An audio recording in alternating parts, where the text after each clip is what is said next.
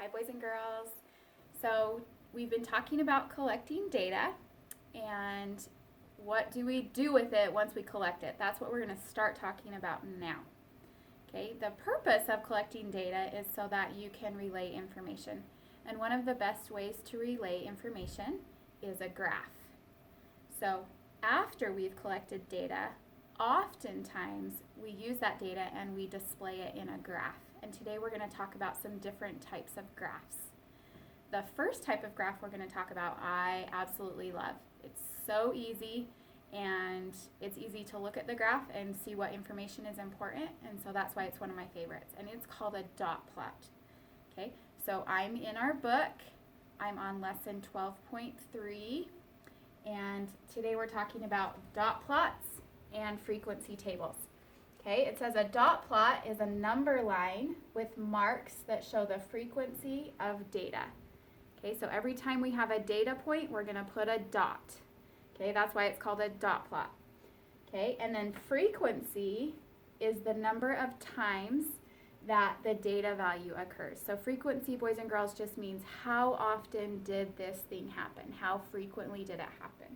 Okay, our first problem says, Hannah is training for a walkathon. The table shows the number of miles she walks each day. She has 1 day left in her training. How many miles is she most likely to walk on the last day? And then when we look over here, we have all of this data. Now, when you look at that data, boys and girls, it's not easy to tell how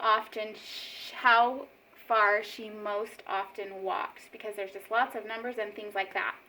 Okay, so using a graph is a much better way to do it. Okay, so when we make a dot plot, the first thing that we're always going to do is we're going to create a number line. Okay, and the important thing about our number line is we have to include at least the lowest and the highest value. So as I look through that information here, boys and girls, I can see that my smallest value is 1 and my greatest value is 9. Okay, so I'm going to need to make sure that my number line includes at the very least 1 and 9. And so of course, a good number line, boys and girls, to use would be something that goes from 0 to 10. Now, some of our dot plot is already created for us, but I'm just going to show you how to do it if none of it was already created. Okay, I like to, boys and girls, just go through, and as I use a data value, I cross it off. Okay, so here's a 4. I'm going to put a dot on 4. 2, you put a dot on 2. 9, I'm going to put a dot on 9. 3, 5, 1, 6, dot on 2, dot on 5, dot on 2, dot on 5, and the reason that I cross those off is just so I don't get confused.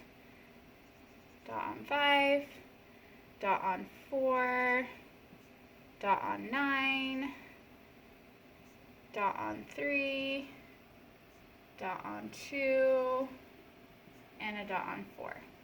Okay? Now, as we look at our graph, boys and girls, the thing that occurred the most frequently or the most often is whatever has the tallest stack of dots.